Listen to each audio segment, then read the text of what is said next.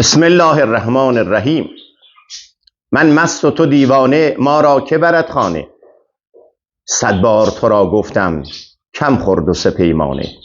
در شهر یکی کس را هوشیار نمی بینم، هر یک بتر از دیگر شوریده و دیوانه.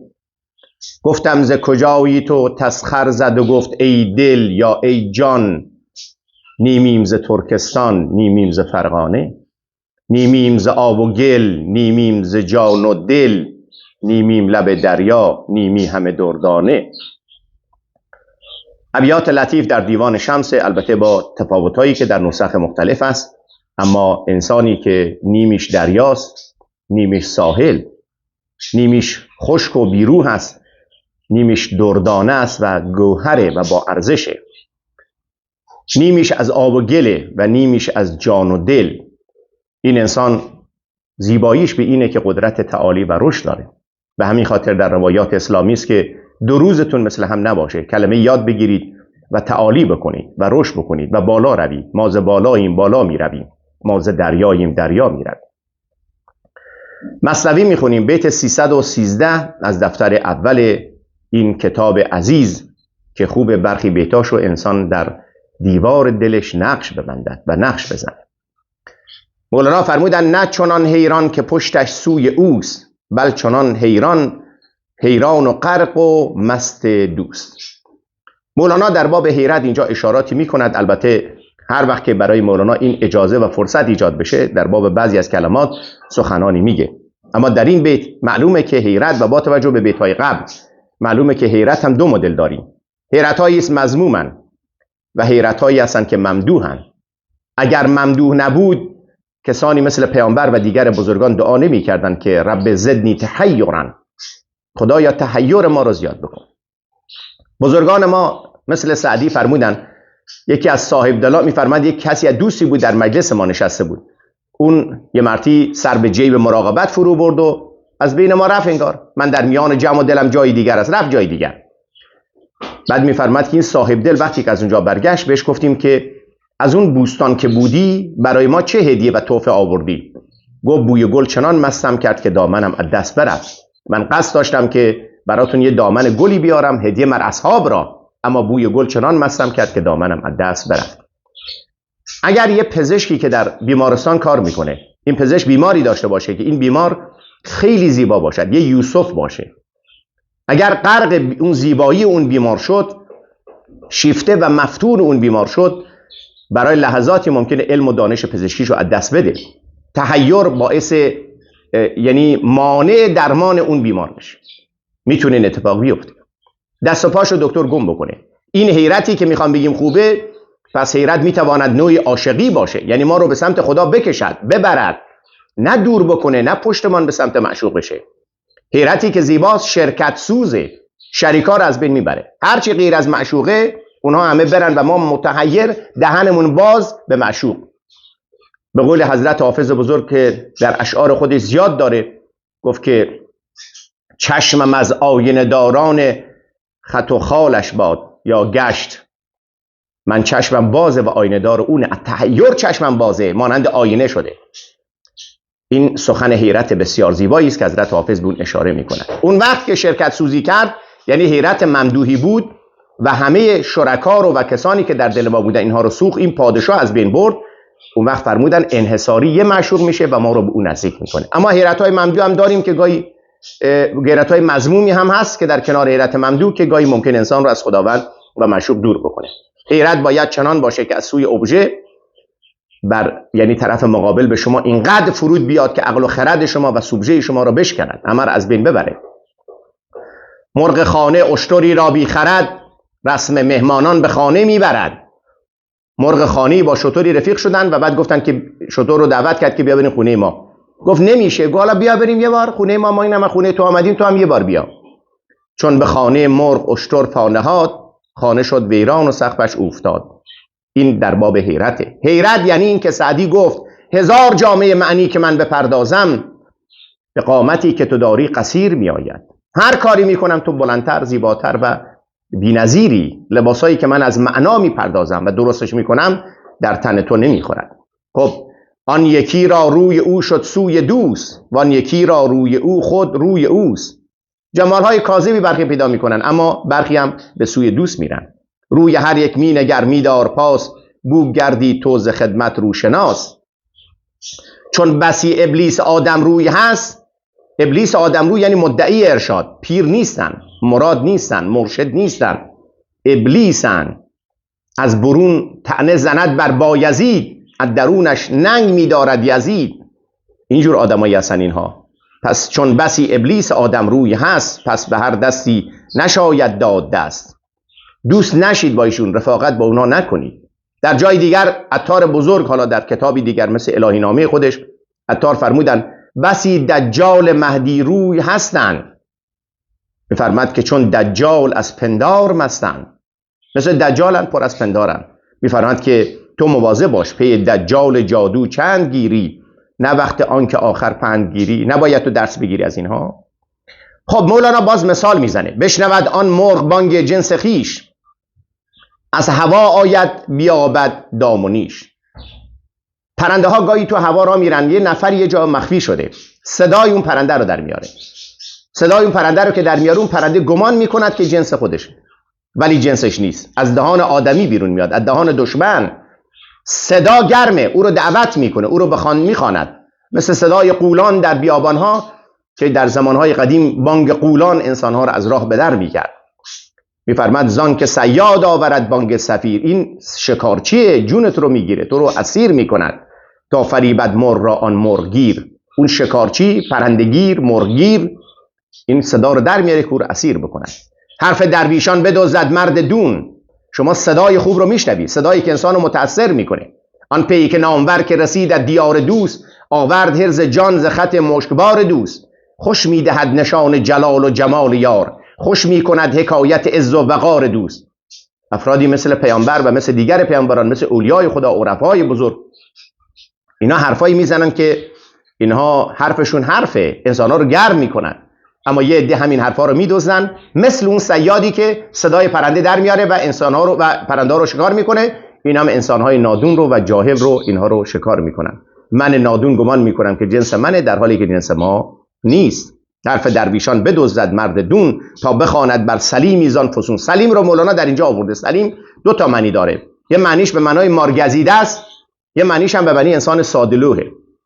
اما یه ارتباطی رو برخی گفتن بین این دو وجود داره. آدم ساده‌لوح چند بار گزیده میشه. پیامبر در روایتی از پیامبر نقل میکنن که فرمودن مؤمن لا یلدغ من جحر واحد مرتين، از یه سوراخ دو بار گزیده نمیشه. مؤمن یعنی زیرک، وارده، این صدا رو قبلا شناخته، فریب خورده، یه بار فریب خورده و یا نهایتش دو بار، بیشتر نه.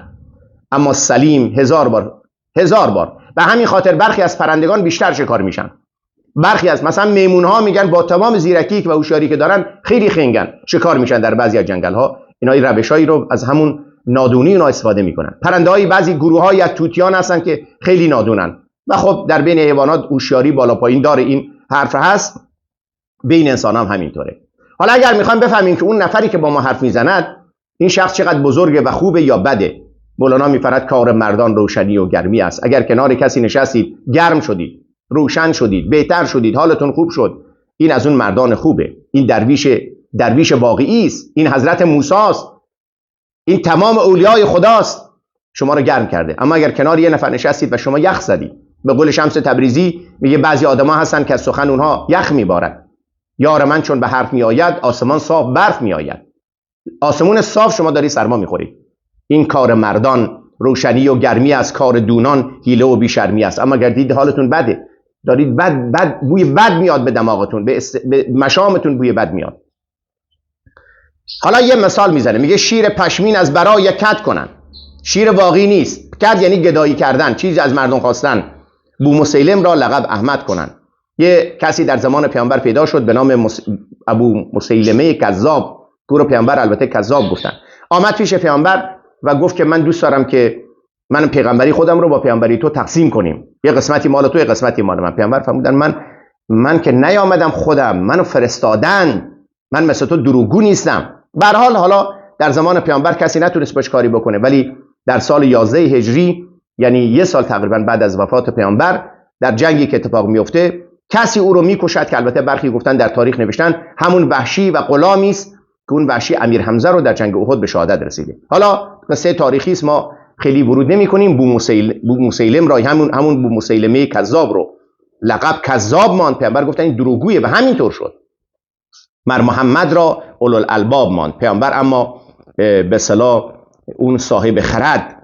مولانا در جای دیگر میفرماد که پیامبر نگران دین بودن، خداوند بهشون گفتن من مناره پر کنم آفاق را، کورگردانم دو چشم آق را، آنچنان گفت و دو صد چندان که گفت، او بخفت و بخت و اقبالش نخفت. بعضی از شعرهای بزرگ مثل حسان ابن ثابت چقدر قشنگ گفت که این پیغمبر خیلی بزرگه. زم الاله اسم النبی الی اسمه، پیامبر اینقدر بزرگه که خدا اسمش رو با اسم خود جمع کرده کنارم به هم چسبونده. از قال المؤذن مثلا مؤذن در مؤذن در نماز خودش وقتی اشهد میگه، از قال فی الخمس المؤذن اشهد، زمانی که در 5 وقت نماز مؤذن صدا بلند میکنه اشهد ان لا اله الا الله و اشهد ان محمدا رسول الله رو اونجا میگه. یا صاحب الجمال و یا سید البشر من وجهک المنیر، از صورت زیبایی تو لقد نور القمر، ماه نورانی شده از صورت زیبایی تو. لا یمکن الثنا کما کان حقه، اونطور که حقش هست ما نمیتونیم ثنا بگیم و تعریف تو رو بکنیم. بعد میفرماد که بعد از خدا بزرگ توی قصه مختصر همینو ما بگیم. میفرماد آن شراب حق یعنی پیامبر و اولیای خدا، ختام در قرآن آمده که یسقون من رحیق مختوم، مردم تو بهشت آدمای خوب یه شرابی میخورن که این مهر شده است، ختام و مسک، و مسک یعنی مشک، مهر زده شده با مشک، ختامش مشک ناب. شما خوشبوی این مهری که پیامبر داره، این وجودی که پیامبر داره و اولیای خدا، باده را ختمش بود گند و عذاب. اما شرابای معمولی، شرابای دنیایی، اینها زوال عقل دارن، عقل در پرده و در حجاب میره، مستی دارد، سرگیجه داره، برای بعضی حالت تهوع داره و چیزهای دیگر دارد. اما شراب بزرگان، اون شرابی که مولانا یا دیگر بزرگان فرمودن پیشتر از خلقت انگورها خورده میها و نموده شورها، انگوری خلق نشده بود ولی روحها در اونجا مستی میکردن. خب از اون کسانی که ادعای دین میکنن، فریبکارن و تعصب بیخود دارن، داستان پادشاهی است که یهودی است و یا جهود به اصطلاح مولانا که مسیحا بیچاره رو میکشن در حالی که دین عیسی آمده و زمان حضرت عیسی است. داستان آن پادشاهی جهود که نصرانیان را میکش از بر تعصب. بود شاهی در جهودان ظلم ساز، جهود شکل دیگری از یهود هم گفته شده. البته جهودی که در اینجا آمده با هی دو چشمه، اما یک جهودی هم با هی جیمی هم داریم به معنی منکر، ستیزگر، جنگجو، که یهودیان البته برخی این جنسن و این شاید شکل تغییر یافته از همون یهوده، منتها به معنای ستیزگر و معنای کسی که مبارزه میکنن، مثل جوزف که نام حضرت یوسف یا ژاکب که به معنی نام حضرت یعقوب. اینها ممکنه در زبانهای مختلف و شکلهای مختلفی به خودشون گرفتن. بود شاهی در جهودان ظلم ساز، دشمن عیسی و نصرانی گداز. دشمن حضرت عیسی بود و البته نصرانی گداز. نصرانی به پیروان حضرت عیسی مسیح میگن. اینها نسبت دارن به شهر ناصره در فلسطین که محل تولد و مکان تولد حضرت عیسی مسیح هست، اون جایی که مسکن حضرت عیسی بوده. خب از اون ابلیسای آدم روی میخواد یک کسی رو اینجا برامون تعریف کنه و بیان بکند. بسیار فریبکاره، بسیار به اصطلاح در طول تاریخ هم ما از اینها داشتیم و در کتب هم بعضی از اینها رو یاد کردن. عهد عیسی بود و نوبت آن او، زمان حضرت عیسی بوده. خب اگر ورژن جدیدی، برنامه جدیدی، ترقی مردمی که از دوران مثلا پیش دبستان حالا آمدن به دوران ابتدایی کلاس‌های بالاتر آمدن، باید مردم قبول کنن این نسخه جدید رو و این عهد پیامبران رو. نوبت هم مال اونهاست. البته دنیا نوبتیه، به نوبت ان ملوکن در این سرای سپنج، کنون که نوبت توست ای ملک به عدل گرای. و هوای نفس رو بعد کنار میذاشت، نذاشت، این کارو نکرد. عهد در اینجا به معنی دوران هم هست و به معنای پیمان هم هست. بنابراین ما با یه پیغمبری که ورژن جدیدی و حرف جدیدی دارد، البته خوبه که سراغ او بریم و با او پیمان ببندیم. تا عهد تو در بستم عهد همه بشکستم. سعدی بزرگ میفرماید بعد از تو روا باشد نقض همه پیمان ها. جان موسی او و موسی جان او. حضرت عیسی جان موسی است، موسی هم جان او. یعنی این دوتا شیر بیشه خدا، این دوتا شعاع نور یکی هستن، دوتا نیستن. این آقا دوتا میدید. به قول مولانا میفرماد که جان گرگان و سگان از هم جداست، متصل جانهای شیران خداست. اینها جدا کردن از اونها. ولی همه یکی از خدا در قرآن میفرماید، همه پیغمبران لا نفرق بین احد من رسله، حق ندارید جدا کنید از هم، شاه‌ها یک نورن. بعد حالا مولانا شروع میکنه به گفتن یک داستان. شاه احول کرد در راه خدا، آن دو دمساز خدایی را جدا. آمد اینها را از هم جدا کرد. یه جای دیگر مولانا میفرماد که متصل بینی از ایشان گرد و یار، دو نفر از پیغمبران اگر کنار هم بودن یا اولیای خدا، هم یکی باشند و هم 600,000. اینا اینقدر اتحاد دارن که میشه یکی گفت و این قدم بزرگن و زیادن که هر کدوم 600,000 آدمن. اینها رو جدا نبینید. حالا در داستانهای ما، در ادبیات ما هست، گفتن یک قاضی به نفری گفت برو 2 تا شاهد بیار که در دادگاه برای پرونده‌ات لازمه. رفت و دوری زد و بعد آمد و گفت که من رفتم و 10 نفر از این خانقاهی بود در اونجا مردم ذکر میکردن، اونا رو آورد. قاضی گفتن این 10 نفرشون 1 نفر حساب میشه، چون من به اینها ارادت دارم، اینا همه یک حرف میزنن، یه سخن دارن. اگه پیرشون بگه این کاره، اونا غلط هم باشه میگن درسته. اینقدر تابع پیرن. به می سجاده رنگین کن گرت پیر مغان گوید. این اتحاد البته حالا داستانه، ولی اتحاد زیبایی است که گاهی بین عرفای ما اتفاق میفته. خب یه مولانای داستانی رو میگه، این داستان هم گوش کنید چقدر زیباست. گفت استاد احولی را کنده را. میگه استاد به احولی بود، شاگردی داشت احول. احول یعنی دوبین، یعنی لوچ، یعنی کسی که هر چیز معمولی رو 2 تا میبینه. حالا در لطایف هست گفتن این نفر احولی بود، لوچ بود. میگه این مردم به من تهمت میزنن، ببین من الان ماهی که 2 تا در آسمان است من 4 تا نمیبینم. و فکر میکرد که سالمه، در حالی که ماه یکی و او 2 تا میدید.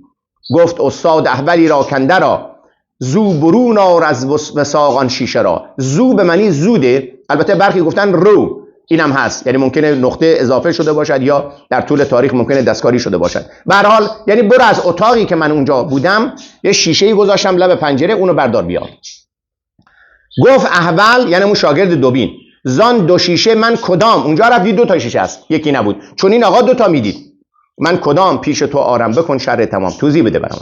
گفت استادان 2 شیشه نیست رو، احولی بگذار و افسون بین مشو. یه وجوده، چرا در جهان شما 2 تا میبینید؟ یه خدا، چرا خدایان مختلف ارباب و متفرقون میبینید؟ یکیست، یک احد است، شمار نداره. ثانیاً بشنو، مولانا تو مثنوی تو داستان صدر جهان داره، ثانیاً بشنو تو ای صدر ودود، که بسی جستن تو را ثانی نبود. خدا دویی نداره، مانند نداره. بعد میفرماد که گفت ای استا مرا طعنه مزن. طعنه به معنی نیزه زدن هم هست، به معنای مسخره کردن هم اینا هم هست. گفت استازان 2 یک را در شکن. عصبانی شد استاد، گفت اگه 2 تا هست یکی رو بشکن. بعد میفرماید که چون یکی بشکه از هر 2 شد ز چشم، مرد احول گردد از میلان و خشم. چون یکی رو شکست، اصل رو شکسته بود. حالا مولانا میفرماد شما اون یکی دیگه هم از بین رفته، شما مواظب باشید. میلان یعنی تمایل، یعنی شهوت، خواسته دل، اون چیزی که دل میخواد. مواظب باشید این شما رو به سمت نبرد، به سمت دویی. میفرماد و خشم هم همین کار رو میکنه. خشم شیشه یک بود و به چشمش 2 نمود، چون شکست او شیشه را دیگر نبود. میفرماد که خشم و شهوت مرد را احول کند، این 2 تا آدم رو دوبین میکنه. بعد میفرماد بی‌طرفی کنید، حواستون باشه، ز استقامت روح را مبدل کند، مواظب باشید. شرک جز از دیده احول مبین. حالا میتونیم با توجه به اینا شرک رو تعریف کنیم. شرک یعنی کسی که آدم مریض شده، قلبش 2 میبینه، چشمش 2 میبینه. شرک جز از دیده احول مبین، خود همو بود آخرین و اولین. خدا یکیست، اول آخر یکیست، هو الاول و الاخر و الظاهر و الباطن. بعد میفرماید که چون غرض آمد هنر پوشیده شد. شما میخواد یک کاری انجام بدید، ما در شعر شعرهای ما زیاد داریم، حتی شعرهای معاصر ما. گفت که یک نصیحت بشنو از من کندران نبود غرض، چون کنی رای مهمی تجربت از پیش کن. من برات حرفی میگم که غرضی ندارم، نصیحتی میکنم که غرضی ندارم. وای از مردمی که اینها نصیحت میکنن و غرض دارن، خیرخواهی میکنن و غرض دارن، میخوان بین 2 نفر آشتی بدن ولی غرض دارن. این غرض نتیجه بد میده، چون غرض آمد. اغراض نفسانی هنر رو پوشیده میکنه، زیبایی ها رو پوشیده میکنه. 100 حجاب و دل به سوی دیده شد، جلوی دل رو حجاب میکنه. مولانا داستان رو نقل میکنه، گفت که در زمان خلیفه دوم مردم آمدن که ماه، یعنی ماه شب اول رو نگاه کنن، ماهی که خیلی کوچکه. به قول حافظ بزرگ میفرماد شیدا از آن شدم که نگارم چو ماه نو. میفرماد که این ماه من به این خاطر دیوانه شدم، یار منم مانند ماه شب اول بود، اینطور شد. بعد میفرماد که آمد در آسمان، جلوه کرد، جلوه‌گری کرد و رخ ببست فوری. میفرماد که اونجا صورت شد دوباره بست. یه نفری آمد به خلیفه گفت که من ماه رو دارم میبینم، در حالی که پیری بود. بقیه جوان‌ها گفتن ما نمیبینیم، آدما گفتن نمیبینیم. خلیفه آمد پیش این پیرمرد گفت که چطور میبینی، کجاست؟ گفت این روبرو. خلیفه نگاه کرد دید نیست. به پیرمرد که نگاه کرد دید یک دونه موی از ابروش که سفیده برگشته جلوی چشمش، عین اون ماه. بعد خلیفه گفت با آب دهان ابروهاتو درست کن. درست کرد. حالا هست؟ گفت نخیر. بعد خلیفه گفت که اینطوری است که انسان گاهی دچار بعضی از خیال بافی ها میشه و مولانا اونها رو توضیح میده در جای خودش، انشالله خواهیم خوند. حجاب اینطوریه، حجاب در دل ما ایجاد میشه. موی کج مولا در اونجا میفرد، موی کج چون پرده گردون شود، گر همه اجزات کج شد چون شود. یه دونه مو کج بشه شما اینقدر دنیا رو میخوای به هم بریزی. همه اجزاد اگر کج بشه، همه موهای صورتت اگر کج بشه، چه بلایی سر مردم میتونی بیاری و چه بلایی سر، چون دهد قاضی به دل رشوت قرار یا رشوت قرار. اگر قاضی اهل رشوت باشه یا رشوت باشه، آمده دیشب از یک نفری 2 تا بره گرفته قاضی. جناب قاضی که شما بره گرفتید از مردم، فردا در محکمه احول میشید. یه جا خداست، یه جا بره است. شما میزنید طرف خدا رو میشکنید در حالی که همه رو شکستید. نه بره بر شما میمونه، نه زندگی میمونه، همه میرن. همه این مرگ بر جهان شما نیز بگذرد، هم رونق زمان شما نیز بگذرد. آب اجل که هست گلوگیر خاص و عام، بر حلق و بر دهان شما نیز بگذرد. چقدر سیف فرغانی زیبا گفت. خب میفرماد کی شناسد ظالم از مظلوم زار. حضرت سعدی جمله ای داره، گفت که حقایق سرایی است آراسته، هوا و هوس گرده برخاسته. حالا مولانا برمیگرده به داستان. شاه از حقد جهودانه چنان، گشت اول کل امان، یا رب امان. خدایا پناه میخوایم به تو، پناه از این که انسان اینطوری بشه، مثل این کینه های حقد جهودانه باشه. 100,000 مؤمن مظلوم کش، که پناه هم دین موسی را و پشت. من به خاطر دین موسی این کارو میکنم. امروز هم خیلی آدما ادعا میکنن که راه حق رو دارن، به خاطر پیامبر، به خاطر عیسی، به خاطر موسی آدم میکشیم.